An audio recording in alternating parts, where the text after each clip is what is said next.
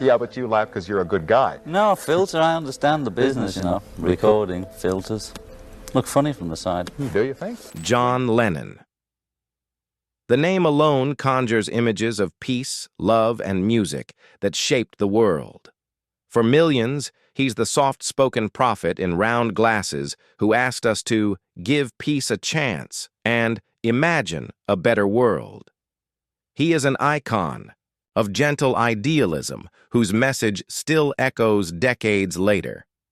Behind the myth was a man of savage wit and brutal honesty, one of rock music's most unforgiving critics. While he preached love, he held some serious grudges against music's biggest names. He was a man of deep contradictions, a person who championed non-violence but could be incredibly aggressive, who sang "All You Need Is Love" but was capable of biting resentment. His sharp tongue was legendary, and he aimed it at anyone who failed to meet his impossibly high standards for artistic truth. Lennon's criticisms weren't just casual dislikes. They were passionate, often vicious, and deeply personal. He saw music as truth, and when he sensed a lack of it, whether from commercialism, technical indulgence, or what he saw as fraud, his reaction was visceral. Today, we're peeling back the layers of the myth to meet the acerbic critic, the man who wasn't afraid to burn bridges and speak his mind. We're counting down the top 6 bands that drew John Lennon's fire and the brutally honest reasons why.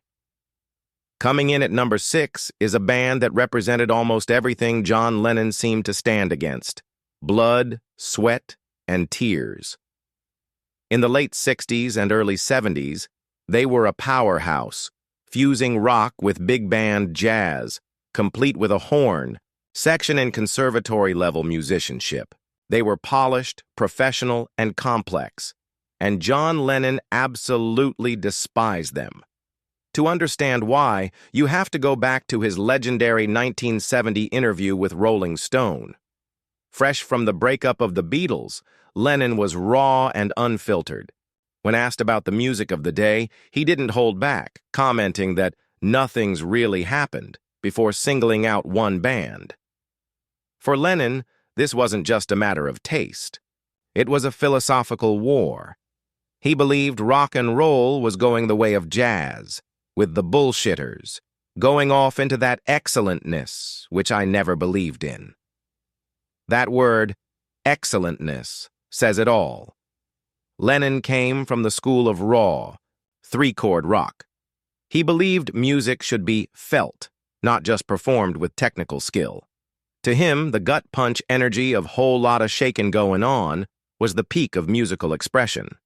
Blood, sweat, and tears, with their virtuosic solos and complex arrangements, were the exact opposite.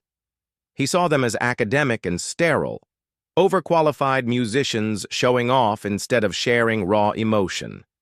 And then there's the delicious irony that surely fueled his disdain. At the 1970 Grammy Awards, the Beatles' monumental final album, Abbey Road, was nominated for Album of the Year. The album that won? Blood, Sweat, and Tears, self-titled second album. While Lennon never explicitly said the loss was the reason for his comments, it's hard to imagine it didn't sting, likely confirming his view that the establishment rewarded polished bullshit over true artistry. His dislike was about more than just a rival band. It was a rejection of a movement. He saw the rise of jazz fusion and prog rock as the gentrification of a genre born in rebellion. It was rock music putting on a tuxedo and trying to be respectable. And for John Lennon, that was an unforgivable sin. At number 5, we have a group whose very existence seemed to be a personal affront to John Lennon, the Monkees. The Beatles had clawed their way to the top through years of grueling gigs in sweaty German clubs. They wrote their own songs and forged their identity in front of live audiences. The Monkees, on the other hand, were manufactured for a television show. They were actors hired to play a band. The media immediately branded them the Prefab Four, a lazy American answer to the Fab Four, And this comparison infuriated Lennon. It trivialized the hard-won authenticity he cherished. Rock and roll folklore is filled with stories of Lennon's sharp-tongued dismissals. He reportedly told journalists things like, "The Monkees are about as much a band as Mickey Mouse is, a real mouse." Another story claims that when Monkey Mike Nesmith, a talented songwriter himself, tried to talk shop with him, Lennon cut him down with an icy, "I don't talk technique with session musicians." Now, it's tough to verify if he actually said those exact words, but they perfectly capture his contempt. He saw them as a corporate product, a shallow imitation of the real thing, marketing winning out over artistry. However, in a classic Lennon contradiction, he could also separate the people from the product. At a party, a nervous Mike Nesmith supposedly asked Lennon if he thought they were a cheap imitation. Lennon's reply was surprisingly different. "I think you're the greatest comic talent since the Marx Brothers," he said. "I've never missed one of your programs," and that reveals the core of it. Lennon could appreciate the Monkees for what they were, a fun TV show. What he hated was the idea of the Monkees, the pre-packaged, focus-grouped commercialism they represented. He wasn't just dissing four guys. He was attacking the pop industrial complex that built stars in a boardroom instead of letting them emerge from a garage. Coming in at number 4 is a conflict born not of musical style, but of a clash between two colossal, uncompromising egos. Frank Zappa. This wasn't a case of Lennon dismissing another artist's work. In fact, he seemed to respect Zappa's fierce independence. But their one and only collaboration spiraled into a bitter dispute over money and credit that soured their relationship for good. The scene was the Fillmore East in New York City, June 6, 1971. For an encore during his show, Zappa brought out John and Yoko as a surprise. It was a historic moment, and Zappa had the show professionally recorded. The plan was for both artists to get copies of the tapes to release their own versions of the performance. Zappa released his version first. A year later, the jam session appeared on Lennon and Ono's album, Sometime in New York City. And that's when the trouble started. Zappa was furious.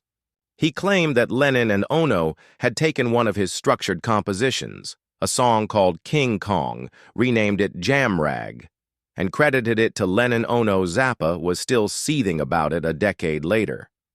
They changed the name of the song, gave themselves writing and publishing credit on it, stuck it on an album and never paid me, he said. He pointed out that this wasn't some loose jam. It's got a melody, it's got a bass line, it's obviously an organized song. For Zappa, it was theft. To add insult to injury, jam rag is a crude British slang term for a sanitary napkin. This wasn't a feud about hating Zappa's music. It was a professional conflict between two artists, with very different philosophies. Zappa was a meticulous bandleader who demanded respect for his intellectual property. Lennon, deep in his primal scream and avant-garde phase, was exploring a more chaotic approach to art. Their worlds collided, and the historic jam session, instead of being a celebrated collaboration, became a permanent monument to their failed, artistic relationship. At number 3 is perhaps the most complex relationship on this list, one that went from hero worship to bitter ridicule. We're talking about Bob Dylan. In the mid-1960s, John Lennon idolized Bob Dylan. Hearing his music, for the first time in 1964, was a revelation. "For 3 weeks in Paris, we didn't stop playing it," Lennon said. "We all went potty about Dylan." That influence pushed Lennon's songwriting into the deeply personal territory of songs like "You've Got to Hide Your Love Away." For a time, Dylan was his hero, the man who showed him that pop songs could be poetry. But by the late 1970s, that admiration had completely soured. The turning point was Dylan's conversion to born-again Christianity and his 1979 album, Slow Train Coming. For Lennon, the man who said the Beatles were more popular than Jesus and wrote the anthem Imagine, this was the ultimate betrayal. He saw it as a total surrender of the rebellious spirit that made Dylan a hero in the first place. His reaction wasn't quiet disappointment, it was public mockery. In his private recordings, his contempt was raw, calling the singing pathetic and the words embarrassing. This contempt spilled into his own music. He wrote a scathing parody song called Serve Yourself, a direct rebuttal to Dylan's single, Gotta Serve Somebody, where Dylan sang that everyone, from ambassadors to burglars, had to serve a higher power. Lennon shot back with pure cynicism. You got to serve yourself, ain't nobody gonna do for you. In his final interviews, Lennon explained his disillusionment, criticizing the militant, onward Christian soldiers' nature of proselytizing. Lennon's feelings weren't born of simple rivalry. It was the deep, bitter anger you feel when a leader betrays the cause. He had put Dylan on a pedestal, and when Dylan changed, Lennon felt personally abandoned. This wasn't just a critique of an album, it was him mourning the loss of his hero. At number 2, we have the greatest rivalry in rock history, the Rolling Stones. It was a saga of friendship, competition, and jealousy, all wrapped in a thick layer of public posturing and private bitterness. While the media painted a simple picture, the Beatles as the lovable good guys, the Stones as the dangerous rebels, the reality from Lennon's perspective was far more hostile. In the early days, they were friends. Lennon and McCartney even wrote, the Stones' first hit, I Wanna Be Your Man. But as both bands became global phenomena, a fierce rivalry took hold. Lennon, ever the competitor, started to see the Stones not as peers, but as copycats. This resentment exploded in his 1970 Rolling Stone interview with the Beatles. Dead and buried, Lennon held nothing back, accusing Mick Jagger and company of systematically copying everything the Beatles did. I was always very resentful about the Stones, he admitted, before laying out his case like a prosecutor. Every fucking thing we did, Mick does exactly the same. He imitates us. He pointed to their album, Their Satanic Majesty's Request, as a blatant ripoff of Sgt. Pepper, and dismissed their song We Love You as a weak attempt to copy the vibe of All You Need Is Love. His criticism was also deeply personal, often aimed squarely at Mick Jagger. Lennon saw himself as an authentic artist bearing his soul, while he viewed Jagger as a performer playing a part. This was amplified by the fact that as the Beatles were falling apart, the Rolling Stones were hitting a new creative peak and being hailed as the greatest rock and roll band in the world. This infuriated Lennon. He felt the world was celebrating the imitators while the innovators were being torn apart. I resent the fact that the Stones are not in the same class as us, music-wise or power-wise, and never were, he stated bluntly. For Lennon, the competition was real and fierce, and his public critiques were his way of setting the record straight. And so we arrive at number 1. The one musical entity that drew more of John Lennon's love, pride, rage, and resentment than any other. The band he both cherished and despised. The ultimate target of his legendary vitriol was, in the most tragic of ironies, his own. To be precise, he hated the myth of the Beatles, the Fab Four caricature that he felt had consumed his identity. We were 4 individuals who eventually recovered our individualities after being submerged in a myth, he once said. For Lennon, escaping the Beatles wasn't just a career move, it was a desperate act of survival. He had to kill the myth before it killed him. This war became devastatingly public after the breakup. His 1970 Plastic Ono Band album was a primal scream of a statement, and its closing track, God, was a final brutal takedown.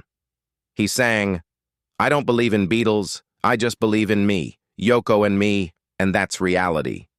He famously declared, the dream is over.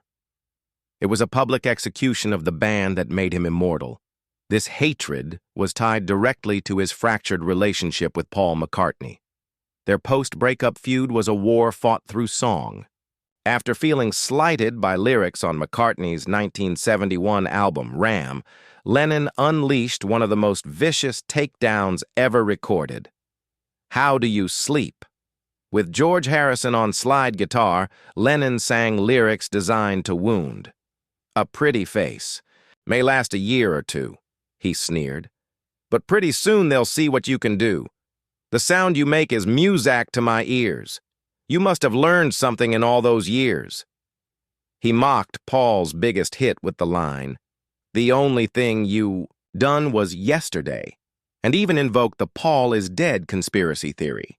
It was a staggering act of public cruelty. His disdain extended to McCartney's new band, Wings, which he largely saw as lightweight and sentimental. But the hate, as is so often the case, was just the other side of love. Lennon's rage toward the Beatles and Paul was so intense because their bond had been so profound. The breakup was a divorce, and the bitterness that followed was proof of how deep their connection had been. He needed to tear down the myth of the Beatles and the figure of Paul McCartney to prove he could stand on his own. So there you have it. From the polished jazz of Blood, Sweat, and Tears to the manufactured pop of the Monkees, from a professional clash with Frank Zappa to the ideological betrayal he felt from Bob Dylan, from the epic rivalry with the Rolling Stones to the tragic war he waged against his own legend, John Lennon's criticisms, no matter how brutal, were never random. They were all rooted in his passionate, almost religious devotion to what he saw as artistic truth. He demanded authenticity from his peers and, most of all, from himself. Anything he saw as phony, pretentious, or calculated was met with his legendary scorn. It paints a picture of a deeply complex man. He wasn't just the peace-loving dreamer of Imagine. He was also a fierce critic, a bitter rival, and a man who held profound grudges. This wasn't hypocrisy. It was the messy, unfiltered reality of a genius. His brutal honesty was a double-edged sword that cleared his own artistic path, but left a trail of fractured relationships in its wake. He was, in the end, relentlessly and authentically himself. Who do you think Lennon was toughest on? Was he a brilliant critic defending the soul of rock and roll, or was he just a bitter rival? Let us know your thoughts in the comments below. And if you enjoyed this deep dive into rock history, don't forget to like and subscribe for more.